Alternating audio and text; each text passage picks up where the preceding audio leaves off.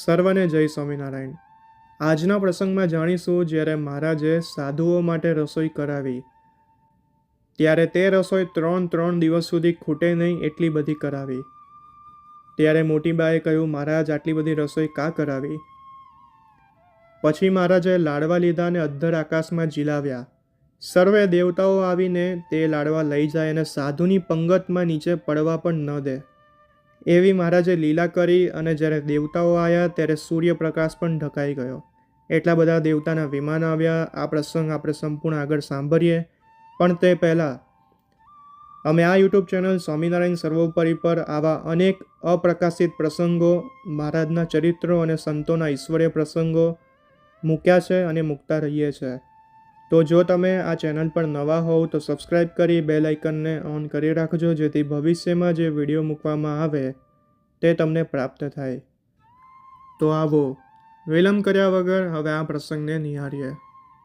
એક દિવસ મહારાજ સર્વે શ્વેત વસ્ત્ર ધારણ કરીને ઘોડેસવાર થઈને લક્ષ્મી બાગે પધાર્યા। ત્યાં હરજી ભક્ત સામા મર્યા તે દંડવટ કરીને ઊભા રહ્યા। ત્યારે મહારાજે પૂછ્યું છે, બકાલું કેવું સારું થયું છે? ત્યારે હરજી ભગતે કહ્યું છે, બહુ સારું થયું છે, માટે તમે ત્યાં પધારો। એટલે મહારાજ બકાલામાં પધાર્યા। ત્યાં બે આંબા હેઠે ઢોલિયો ઢળાવીને તે ઉપર વિરાજમાન થયા ને આગળ સાધુ હરિભક્તની સભા ભરાઈને બેઠી। ત્યારે મહારાજે કહ્યું છે, બાગમાં કાંઈ ફળ ફૂલ હોય તો લાવો। ત્યારે હરજી ભગતે કહ્યું છે, કાંઈ ફળ ફૂલ તો નથી ને મૂળા છે। ત્યારે કહ્યું છે, મૂળા લાવો। ત્યારે હરજી ભગતે કહ્યું છે, જુવાન સાધુ હોય તે આવો, એટલે હું ઉપાડતો જાઉં ને તમે લેતા જાઓ। ત્યારે સાધુ જઈને લેવા માંડ્યા। પછી મહારાજે કહ્યું છે, મૂળા ધોઈને લાવો। ત્યારે સાધુ મૂળા ધોઈને લાવ્યા। પછી બાજરાની કડબ ઉપર લુગડું પાથરીને તે ઉપર મૂળાનો ઢગલો કર્યો। ત્યારે મહારાજે કહ્યું છે, મંદિરમાંથી તલ મંગાવો। ત્યારે સાધુ તલ લાવ્યા।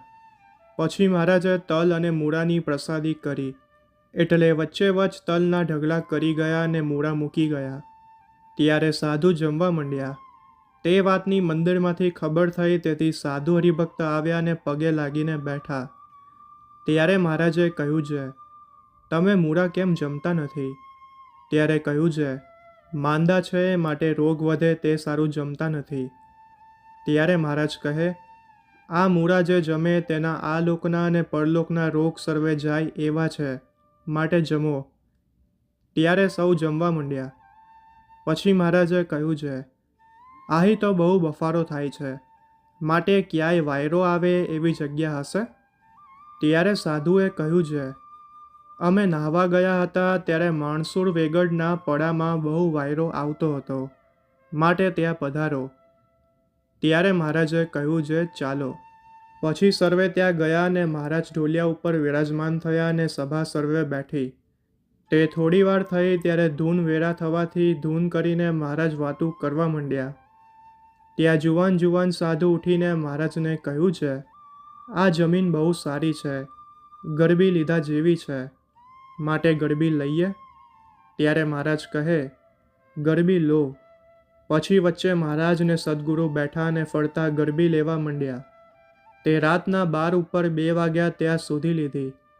પછી મહારાજે કહ્યું છે, બહુ ગરબી લીધી, માટે હવે રાખો। એમ કહીને મહારાજ પોઢી ગયા અને પડખે સર્વે સાધુ પણ સૂઈ રહ્યા। પછી 4 વાગ્યા એટલે સાધુ જાગ્યા અને કહ્યું છે, ધૂન બોલો। ત્યારે મુક્તાનંદ સ્વામીએ કહ્યું છે, મહારાજને ઉજાગરો છે તે પોઢવા દો। પછી ધૂન બોલ્યા નહીં ને સાધુ સર્વે નાહવા ગયા ને મહારાજ સવાર સુધી પોઢી રહ્યા ને મોડે જાગીને કહ્યું છે, સાધુ ક્યાં ગયા? ત્યારે કહ્યું છે, સાધુ નાહીને ધ્યાન કરવા બેઠા છે।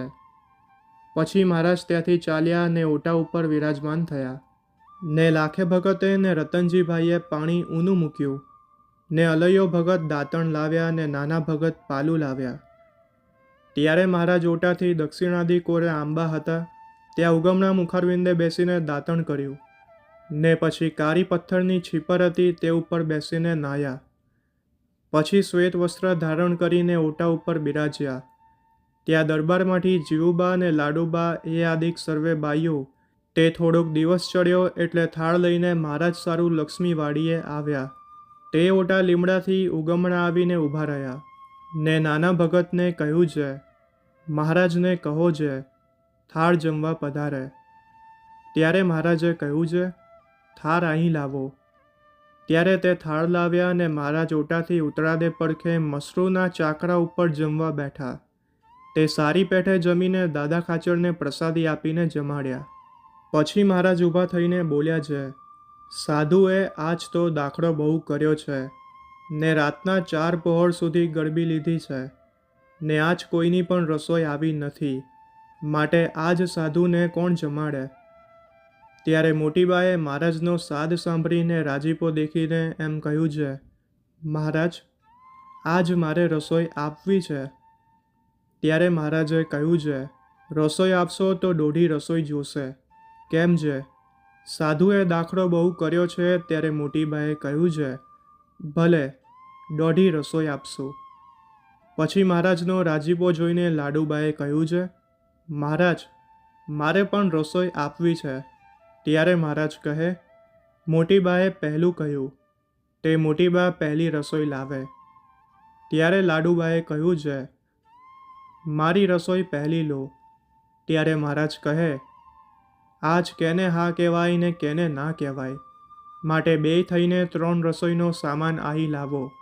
ને કહ્યું છે, આહી રસોઈનો સામાન પહોંચાડજો એટલે આહી રસોઈ કરશું. પછી સામાન લાવ્યા ને મહારાજે હરજી ભગતને કહ્યું છે, કાંઈ રીંગણા છે? ત્યારે તેણે કહ્યું છે, રીંગણા તો ઘણા છે, માટે સાધુને મોકલો તો હું ઉતારી આપું. પછી સાધુ રીંગણા લાવ્યા. તે જોઈને મહારાજે કહ્યું છે, અમે શાક કરશું. ને મુક્તાનંદ સ્વામી ને આનંદ સ્વામી ને નિત્યાનંદ સ્વામી ને ચૈતન્યાનંદ સ્વામી તેમને કહ્યું છે, તમે આ સામાનના લાડવા કરી નાખો એટલે જટ રસોઈ તૈયાર થાય. પછી મહારાજે રીંગણાની ટોપીઓ ઉતારીને જેવી રીતે લોએ શાક કર્યું હતું તેવું શાક કર્યું.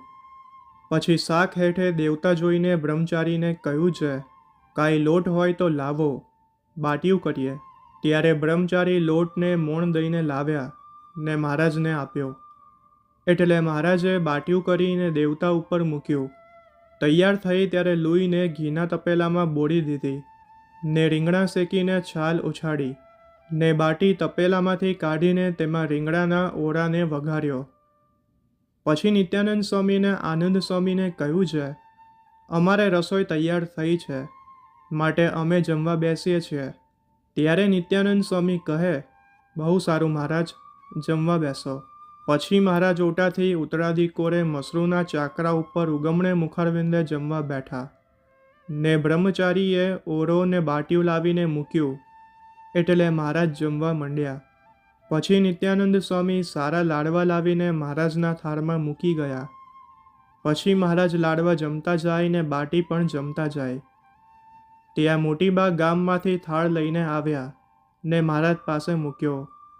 ત્યારે મહારાજ કહે, મોટીબા તમે અમારી મરજી ઠીક જાણી.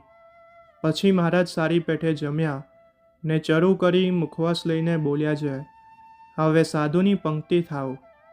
પછી સાધુની પંક્તિ થઈ ત્યારે આનંદ સ્વામી બોલ્યા છે, હે મહારાજ તમે પીરસવા પધારો. ત્યારે મહારાજે કહ્યું છે, તમે લાડવા કર્યા છે માટે તમે લાડવા પીરસો ને અમે શાક કર્યું છે માટે અમે શાક પીરસશું. પછી આનંદ સ્વામી ને નિત્યાનંદ સ્વામી લાડવા પીરસવા માંડ્યા. ત્યારે સાધુએ એકુકો લાડવો લીધો ને મહારાજ પાસે નિત્યાનંદ સ્વામીએ આવીને કહ્યું છે, અમે 3 વાર પંગતમાં ફર્યા પણ કોઈએ લાડવો લીધો નહીં ને લાડવા પડ્યા રહ્યા. ત્યારે મોટીબાએ કહ્યું છે, મહારાજ તમે 3 દિવસની ભેરી રસોઈ કરાવી ને લાડવા પડ્યા રહ્યા ને સાધુ કાંઈ જમ્યા નહીં. પછી મહારાજ ખભે ખેસ બાંધીને પીરસવા તૈયાર થયા ને સાધુને કહ્યું છે, ફરીને જમવા બેસો. ત્યારે સાધુની પંક્તિ થઈને મહારાજ લાડવા પીરસવા માંડ્યા. એટલામાં દેવલોકમાંથી દેવ સર્વે વિમાન લઈને દર્શને આવ્યા. એટલે સૂર્યનો પ્રકાશ બંધ થઈ ગયો ને સર્વેએ વિમાન દીઠા ને મહારાજ લાડુ પીરસે તે દેવ અદ્ધરથી ને અદ્ધરથી લઈ જાય, પણ સાધુના પત્તરમાં પડવા દે નહીં. ત્યારે નિર્ગુણાનંદ સ્વામી ભંડારી હતા.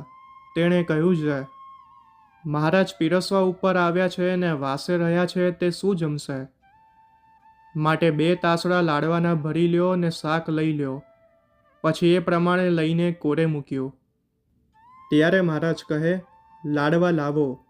ત્યારે સાધુએ કહ્યું છે, લાડવા તો થઈ રહ્યા છે, તે ક્યાંથી લાવીએ? ત્યારે મહારાજ કહે છે, રસોઈવાળાને અને ભંડારીને શું આપશો?